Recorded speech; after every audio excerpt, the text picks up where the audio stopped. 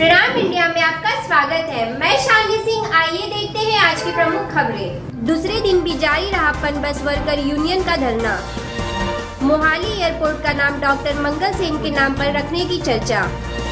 जिला पठानकोट में शहीद मेजर राणा के याद में शहीदी दिवस समारोह। अटारी सीमा पर मोमबत्ती जलाकर विश्व शांति का दिया संदेश। एक इमारत की पहली मंजिल के फ्लैट पे अज्ञात चोरों ने चोरी के वारदात को दिया अंजाम। गुरमीत राम रहीम सिंह की SMG ऑनलाइन गुरुकुल की शूटिंग हुई शुरू। लुटेरों ने पिता और बेटे को जख्मी कर रुपया लेकर हुए फरार। पनबस वर्कर यूनियन की हड़ताल दूसरे दिन भी जारी। हमारे संवाददाता ललित शर्मा की रिपोर्ट। पनबस वर्कर यूनियन की हड़ताल दूसरे दिन भी जारी रही। अपनी मांगों को लेकर पनबस के कर्मचारी 2 दिन की हड़ताल पर थे। दूसरे दिन कर्मचारियों ने कहा कि उनकी मांगों को पंजाब सरकार मान नहीं रही है। साढ़े 88 बंदे इन्हों ने गैर वाजिब टैक्स के विचों कढ़ के उन्होंने घरों में भाया, उन्होंने ड्यूटी से लिया जाए। दूजे जोड़े साडा स्टाफ है ड्राइवर कंडक्टर वर्कशाप उन्होंने रैगूलर किया जाए, ये साडी मंग आ। वर्कशाप के सानू आउंदियां मुश्किलां जिहड़ियां आ, कोई समान नहीं आता, गड्डियां समान खलोतियां ने, वो समान जिहड़ा आ वो वर्कशापां में दिता जाए ते साडा जिहड़ा वर्कशाप का स्टाफ है वो भी पूरा किया जाए। ये साडियां मेन मंग। ये साडे 18 डिपूआं दी सारे पंजाब की किन्ने दिन दी हड़ताल है जी? ये 2 दिन की हड़ताल है जी। साडियां जे मंगां नाम नहीं पूरीआं हुंदियां फिर असीं मंत्रियों ਦੀਆਂ कोठियां ਦਾ ਘਰਾਓ ਕਰਾਂਗੇ। आने वाले इलैक्शन ਦੇ ਵਿੱਚ ਇਹਨਾਂ ਦਾ ਵੱਧ ਤੋਂ ਵੱਧ ਵਿਰੋਧ ਕਰਾਂਗੇ। कोई जे हो सकता साडी सेंटर पार्टी की काल आवे ਉਹਦੇ ਵਿੱਚ ਅਸੀਂ कोई रस्ते भी जाम करांगे। मोहाली एयरपोर्ट का नाम डॉक्टर मंगल सिंह के नाम पर रखने की चर्चा। विरसा सिंह का कहना है भगत सिंह के नाम पर ही रखा जाए एयरपोर्ट का नाम। हमारे संवाददाता ललित शर्मा की रिपोर्ट। नेशनल एयरपोर्ट मोहाली दे ਜਦੋਂ ਤੋਂ बनना शुरू है उसे समय तो ही पंजाब सरकार ने और श्रोमणी अकाली दल ने भारत सरकार को यही मांग की है कि इस एयरपोर्ट का नाम शहीद आजम सरदार भगत सिंह के नाम से होना चाहिए। और ये नाल ही हरियाणा सरकार ने भी उस समय इस नाम की तायद की सी। उन्होंने भी कहा कि इस एयरपोर्ट का नाम जो शहीद आजम सरदार भगत सिंह के नाम से होना चाहिए। और हुण जो पता लगे कि जिहड़े बड़े साडे सत्कारयोग ने डॉक्टर सेन उन्होंने नाम की भी कोई प्रपोजल जी हरियाणा सरकार वालों जी मौजूदा सरकार वो वालों केंद्र सरकार को दी गई कि उन्होंने नाम से इस एयरपोर्ट का नाम रखा जाए। पर मैं भारत सरकार को बेनती करना चाहना है कि शहीद आजम सरदार भगत सिंह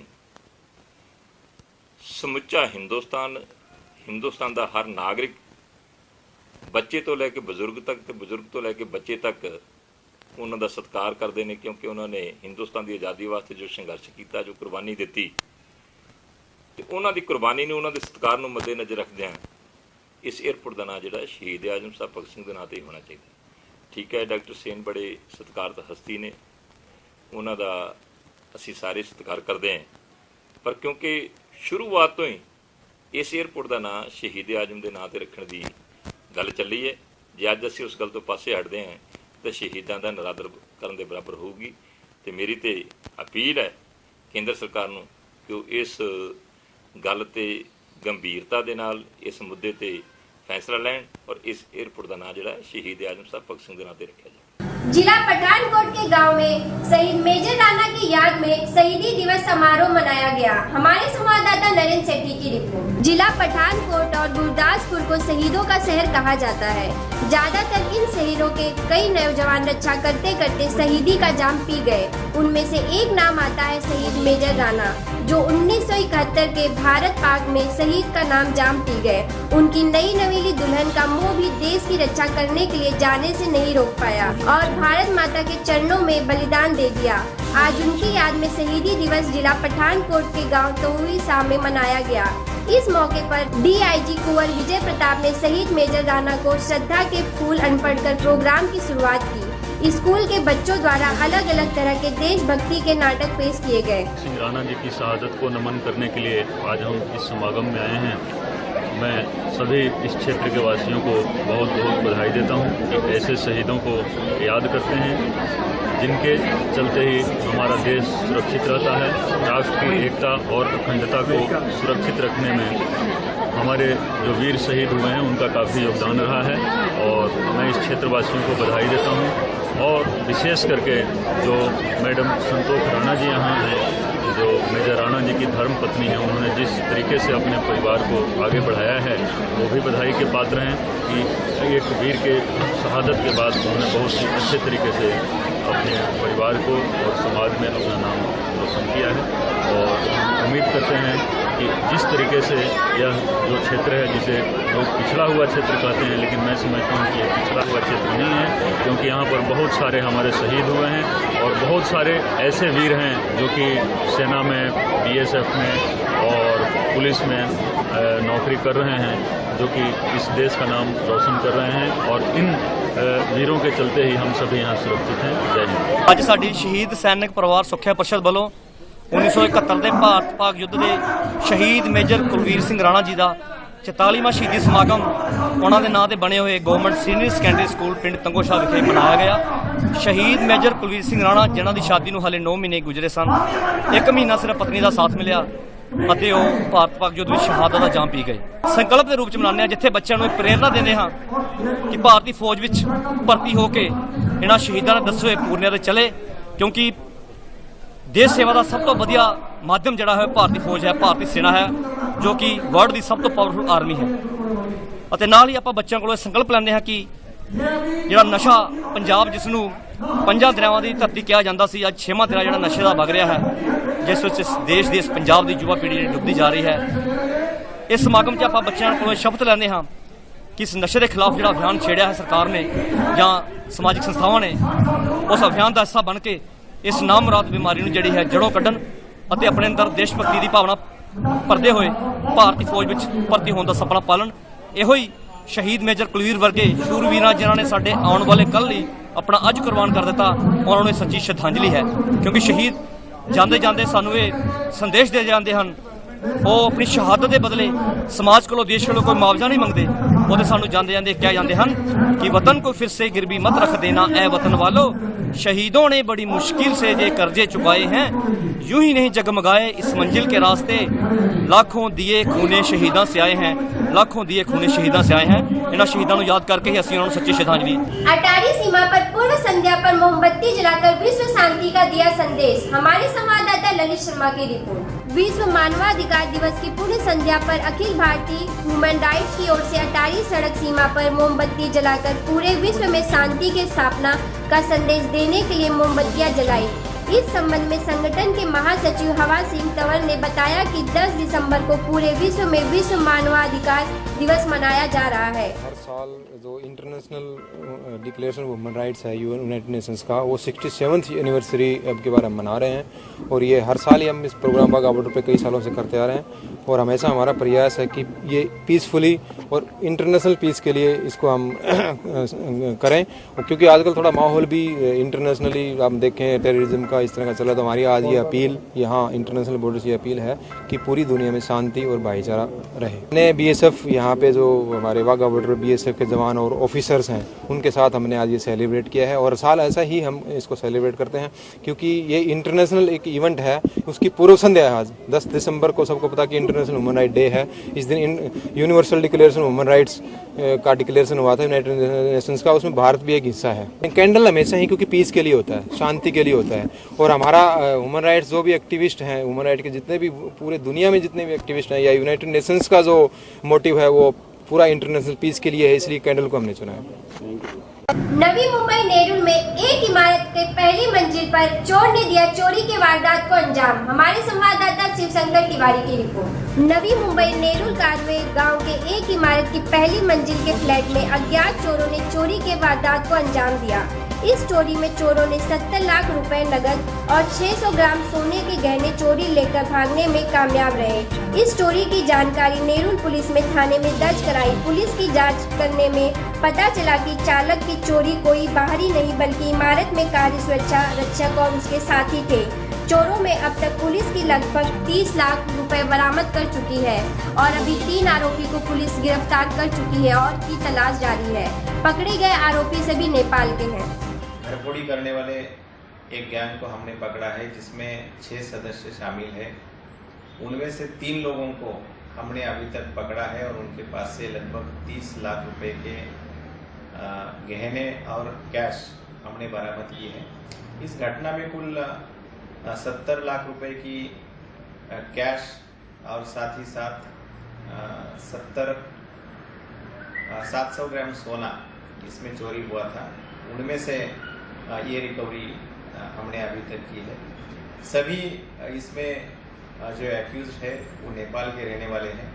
पिछले कई दिनों से ये नवी मुंबई में सिक्योरिटी गार्ड बोलकर काम करते थे। इस घटना में जो सिक्योरिटी एजेंसी ने इनको डिप्लॉय किया था उनको भी हम नोटिस इशू कर रहे हैं, क्योंकि जो आरोपी हमने अरेस्ट किए हैं उनके ऊपर और भी कुछ मामले दर्ज थे। पूरे इंडिया में कई जगहों पर इन्होंने ऐसी तरह की जो घटना है उनको अंजाम दिया था। तो सिक्योरिटी एजेंसी ने भी इनका क्रिमिनल रिकॉर्ड चेक किए बिना इनको डिप्लॉय किया था, ये सामने आया है। तो पूरी जो सिक्योरिटी एजेंसी नवी मुंबई में है उनको भी हम ऐसी नोटिस इशू कर रहे हैं। जो 3 लोग हमने पकड़े हैं वो नेपाल के रहने वाले हैं और घटना होने के बाद कुछ दिनों में ही हम इन तक पहुंचने में कामयाब हुए थे, इसलिए इतनी बड़ी रकम और जेवरात हमको हासिल करने में कामयाबी मिली है। जो आरोपी है वो नेपाल में भागे हैं। कुछ दिन पहले हमारी एक टीम नेपाल तक जा चुकी थी इन्वेस्टिगेशन में, और उसके बाद ही ये सारी रिकवरी हम कर चुके हैं। जल्द ही हम बाकी जो 3 लोग हैं उनको भी अरेस्ट करेंगे और उम्मीद है कि उनके पास से पूरी रिकवरी इस घटना में होगी। संत गुरमीत राम रहीम की 2 फिल्म की सफलता के बाद तीसरी फिल्म SMG ऑनलाइन गुरुकुल का मुहूर्त किया गया। हमारे संवाददाता राकेश शर्मा की रिपोर्ट। फिल्म स्टार बने सिरसा के डेरा सच्चा सौदा के संत गुरमीत राम रहीम की MSG 1 और MSG 2 द मैसेज की सफलता के बाद तीसरी फिल्म MSG ऑनलाइन गुरुकुल की शूटिंग शुरू हुई। हकीकत एलिमेंट प्राइवेट लिमिटेड के बैनर तले बन रही है। इस फिल्म में मुख्य भूमिका में संत गुरमीत राम रहीम सिंह होंगे। फिल्म की अधिकतर शूटिंग सिरसा में ही होगी। फिल्म में 4 से 5 गाने होने तथा इस फिल्म के आगे सीक्वल भी आएंगे। आज फिल्म की मुहूर्त सिरसा में हुई। फिल्म में मुहूर्त पर बाबा आज राजस्थानी लुक में नजर आए। जी बिल्कुल, आज MSG ऑनलाइन गुरुकुल का मुहूर्त हुआ है और ये फिल्म वेदों पे है, हाईटेक है। और वेदों का मतलब सारे धर्मों पे है कि कितनी महासाइंस थी, धर्मों की कोई काट छांट नहीं है कि कितनी महासाइंस थी हमारे धर्मों में। कैसे पढ़ाया जाता था, कैसे गुरु होता था जो एक ही था, लेकिन नर्सरी से लेके यूनिवर्सिटी तक वो उनको पढ़ाता था, योद्धा बनाता था, बाकी राजनीति की शिक्षा देता था। क्या था वो थीम जिसे पूरी दुनिया नालंदा जैसी यूनिवर्सिटी में भी आने लग गई थी।